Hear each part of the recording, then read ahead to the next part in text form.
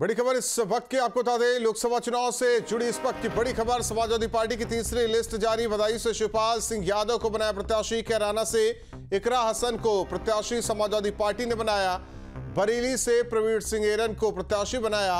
हमीरपुर से अजेंद्र सिंह राजपूत को समाजवादी पार्टी ने प्रत्याशी बनाया, जबकि वाराणसी से सुरेंद्र सिंह पटेल को समाजवादी पार्टी ने प्रत्याशी बनाया। हालांकि पहले धर्मेंद्र यादव को टिकट दिया गया था बदायूं से, लेकिन अब शिवपाल सिंह यादव को प्रत्याशी समाजवादी पार्टी ने बनाया है। तो बड़ी खबर आपको बता रहे हैं, कैराना से इकरा हसन को बनाया प्रत्याशी। तो इस वक्त की बड़ी खबर, समाजवादी पार्टी की एक और लिस्ट जारी।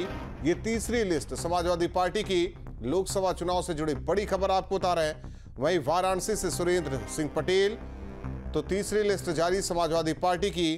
तो बड़ी खबर आपको बता रहे हैं, इस वक्त की लोकसभा चुनाव से जुड़ी ये बड़ी खबर आपको बता दें कि समाजवादी पार्टी ने तीसरी लिस्ट में एक चौंकाने वाला फैसला ये कि पहले जिस तरीके से बदायूं से धर्मेंद्र यादव को प्रत्याशी बनाया था, हालांकि प्रत्याशी बदायूं से समाजवादी पार्टी ने बदला। अब शिवपाल यादव जो कि प्रत्याशी समाजवादी पार्टी की तरफ से, तो शिवपाल यादव को बदायूं से टिकट दिया गया है।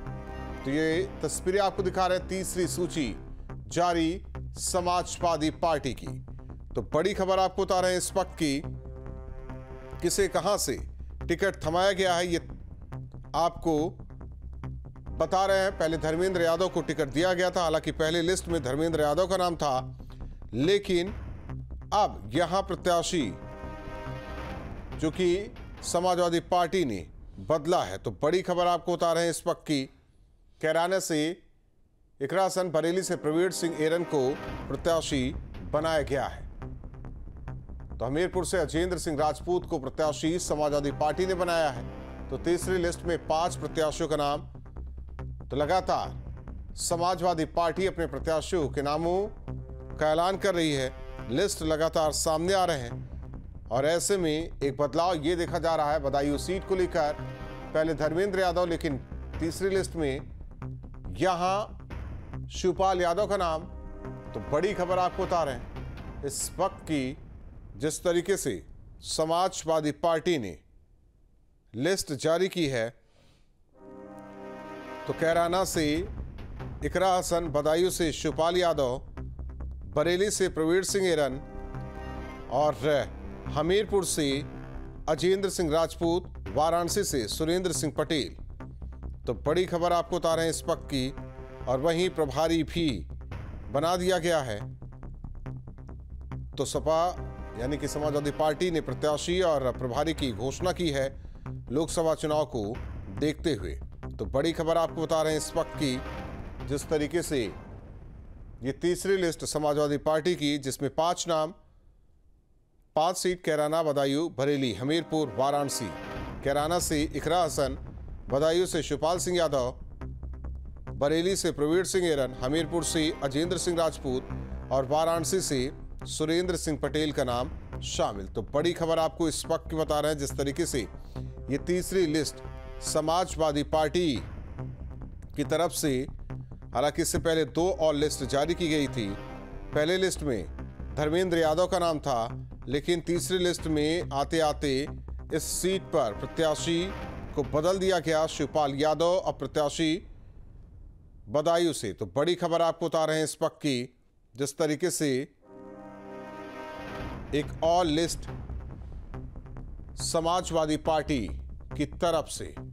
तो बड़ी खबर आपको बता रहे हैं, जिस तरह से नामों का ऐलान, हालांकि संभल से शफीकुर रहमान बर्क, फिरोजाबाद से अक्षय यादव और एटा से देवेश शाक्य, बदायूं जो कि धर्मेंद्र यादव इससे पहले नाम उनका था, लेकिन अब यहां से शिवपाल चुनाव लड़ेंगे। खीरी से उत्कर्ष वर्मा, धरौरा से आनंद भदौरिया, उन्नाव से अनु टंडन, लखनऊ से रविदास मेहरोत्रा, फर्रुखाबाद से डॉक्टर नवल किशोर शाक्य, अकबरपुर से राजाराम पाल, बांदा से शिवशंकर सिंह पटेल और फैजाबाद से अवधेश प्रसाद, अम्बेडकर नगर से लालजी वर्मा, बस्ती से राम प्रसाद चौधरी, गोरखपुर से काजल निषाद, मुजफ्फरनगर से हरेंद्र मलिक, औला से नीरज मौर्य, शाहजहांपुर से राजेश कश्यप, हरदोई से उषा वर्मा जो कि ये दूसरी लिस्ट में नाम, मिश्रिक से रामपाल राजवंशी, मोहनलालगंज से आर.के. चौधरी का नाम, प्रतापगढ़ से एस.पी. सिंह पटेल, बहराइच से रमेश गौतम, गोंडा से श्रेया वर्मा, गाजीपुर से अफजाल अंसारी, चंदौली से वीरेंद्र सिंह। अविनाश हमारे साथ जुड़े हुए सहयोगी। अविनाश, ये तीसरी लिस्ट हालांकि एक तब्दीली समाजवादी पार्टी की तरफ से, क्योंकि बदायूं जो कि इससे पहले भी यहां से धर्मेंद्र लड़ते रहे और हालांकि चुनाव में हारे भी। सवाल ये कि अब यहां से प्रत्याशी बदला गया और घर का ही शिवपाल यादव को बदायूं से कैंडिडेट समाजवादी पार्टी की तरफ से।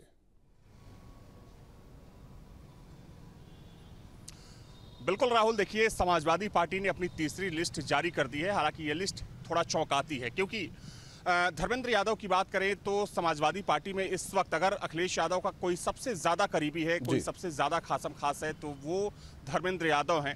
और चूंकि देखा जाए तो बदायूं से वो पहले सांसद रह चुके हैं। हालांकि 2019 में वो चुनाव वहां से हार गए थे, लेकिन उनका मजबूत गढ़ माना जाता है। लेकिन अब उसी सीट से शिवपाल यादव को समाजवादी पार्टी ने अपना उम्मीदवार बनाया। देखिए, इसको दो तरीके से हमें देखने की ज़रूरत है, क्योंकि पहले ये चर्चा चल रही थी राहुल की, हो सकता है कि आजमगढ़ से शिवपाल यादव उम्मीदवार हो सकते हैं जी। लेकिन आजमगढ़ में जिस तरीके से उपचुनाव में हार हुई समाजवादी पार्टी की, तो हो सकता है कि उस लिहाज से शिवपाल यादव को वहाँ से उम्मीदवार ना बनाया गया और बदायूं कहीं ना कहीं वो थोड़ी सी समाजवादी पार्टी के लिए थोड़ी सी सेफ सीट मानी जाती है। लेकिन धर्मेंद्र यादव का टिकट काटना कहीं ना कहीं चौंकाता है, चूंकि जैसा कि मैंने पहले कहा कि वो पार्टी में बड़ी हैसियत रखते हैं, अखिलेश यादव के सबसे करीबी माने जाते हैं। लेकिन देखिए, इसको इस तरीके से भी समझने की ज़रूरत है कि हो सकता है कि शिवपाल यादव ने खुद ही बदायूं सीट की डिमांड की हो। वो चाहते हो कि जो अगला चुनाव हो उसमें वो बदायूं से चुनाव लड़ें। और वैसे में चूंकि अब अखिलेश यादव बहुत ज़्यादा रिस्क लेने के मूड में नहीं है, और ना ही कह सकते हैं कि बहुत ज़्यादा रिस्क लेने की स्थिति में है, क्योंकि जिस तरीके से एक एक कर उन्हीं की पार्टी के जो नेता हैं उन पर आरोप लगा रहे हैं, उन पर हमला कर रहे हैं, तो वैसे में अगर शिवपाल यादव नाराज होते हैं तो समाजवादी पार्टी को एक बार फिर से बड़ा नुकसान हो सकता है। तो वैसे में सबको साथ लेकर चलते हुए और सबसे पहले अपने कुनबे को मजबूत करते हुए अखिलेश यादव सधे हुए कदम से आगे बढ़ने की कोशिश कर रहे हैं। और उसी कड़ी में माना जा रहा है कि बदायूं से उन्होंने अपने छोटे भाई धर्मेंद्र यादव का टिकट काटकर शिवपाल यादव को उम्मीदवार बनाया है। और आजमगढ़ और साथ ही साथ जो लिस्ट आई है उसमें देखा जाए धर्मेंद्र यादव को कन्नौज और आजमगढ़ का प्रभारी बना दिया गया है, यानी कि ये कहा जाए कि लड़ सकते हैं लोकसभा चुनाव।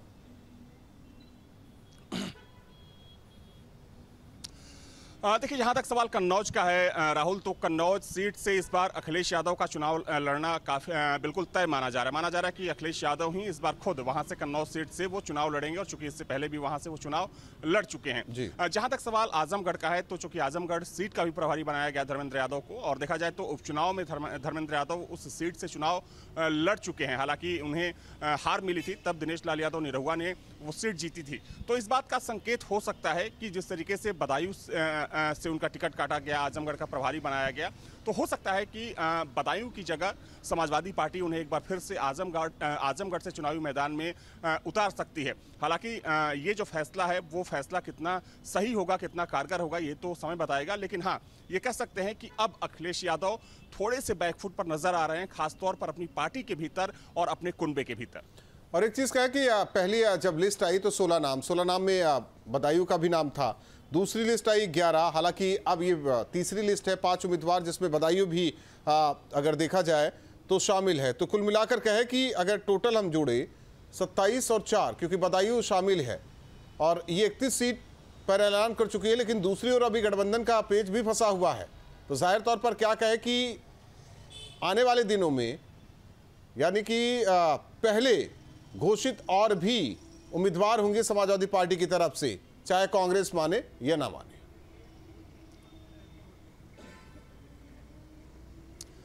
देखिए, ये तो स्वाभाविक सी बात है राहुल, क्योंकि अगर हम मौजूदा स्थिति की बात करें तो अभी 17 सीटों का ऑफर दिया है समाजवादी पार्टी ने कांग्रेस को। हालांकि ये संख्या पहले 11 थी, लेकिन अभी भी 17 सीटों पर भी कोई बातचीत नहीं हो पाई है। जहां तक हम लोगों को जानकारी है कि कांग्रेस की तरफ से अभी उन सीटों को लेकर कोई बातचीत नहीं की गई है ऑफिशियली, या फिर कोई बयान नहीं आया है।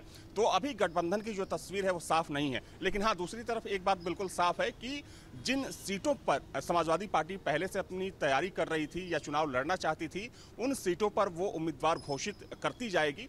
बात की बात है कि गठबंधन का क्या होगा। और चूंकि गठबंधन को लेकर जिन सीटों पर चर्चा थी वो सीटें जो कांग्रेस के खाते में जाने वाली थी, देखिए वहां पर अभी समाजवादी पार्टी ने कोई उम्मीदवार नहीं उतारा। खासतौर पर जो नाम कुछ सामने आए हैं, जिसमें रायबरेली की बात करें, अमेठी की बात करें, बनारस हो गया, कानपुर हो गया, सहारनपुर हो गया, बागपत हो गया, तो इन सीटों पर अभी समाजवादी पार्टी ने अपना कोई उम्मीदवार नहीं उतारा है।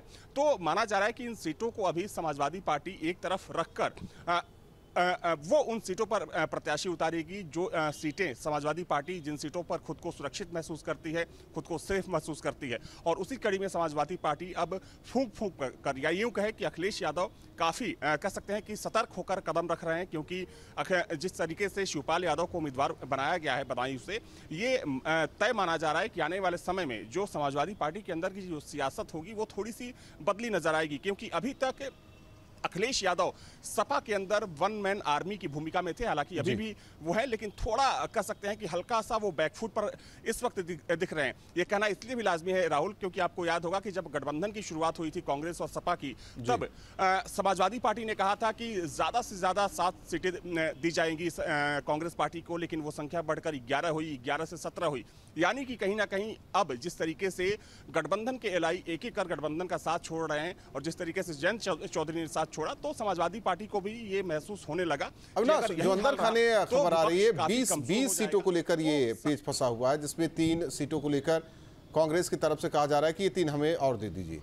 तो क्या यही मामला आकर अटकेगा या फिर थोड़ा बड़ा दिल दिखाएंगे अखिलेश यादव, क्योंकि लगातार प्रत्याशियों के नामों का ऐलान, 20 सीट छोड़ देंगे, कम से कम 60 तो उनके पास तो रहेगी लड़ाई लड़ने के लिए। बिल्कुल, उसमें देखिए जो 17 सीटें कांग्रेस के माफ करिएगा समाजवादी पार्टी की तरफ से दी जा रही है, उसके अलावा बलिया और 2 और सीटें हैं जिस पर कांग्रेस पार्टी चुनाव लड़ना चाहती है। लेकिन देखिए अगर हम बलिया की बात करें तो चूंकि बलिया में भी हमेशा कह सकते हैं कि जो लड़ाई होती है काफ़ी टक्कर की होती है, काफ़ी दिलचस्प होती है और वहाँ पर समाजवादी पार्टी भी अच्छा परफॉर्म करती है। तो बलिया को समाजवादी पार्टी किसी भी हाल में छोड़ना नहीं चाहती है और हो सकता है कि पेच बलिया के साथ साथ जिन 2 और सीटों की बात हो रही है उन सीटों को लेकर भी पेच फंसा हुआ है। लेकिन जैसा कि हम लोगों ने पहले कहा, पहले चर्चा हुई कि अब अखिलेश यादव की जो स्थिति है पहले वाली स्थिति नहीं है कि वो खुलकर बैटिंग करते थे, खुलकर सियासत करते थे। अब जो परिस्थितियां बदली हैं, जो उत्तर प्रदेश की यानी कि डिफेंसिव मोड में आ गए हैं अखिलेश यादव लोकसभा के चुनावी पिच पर खेलने के लिए। बहुत बहुत धन्यवाद आपका।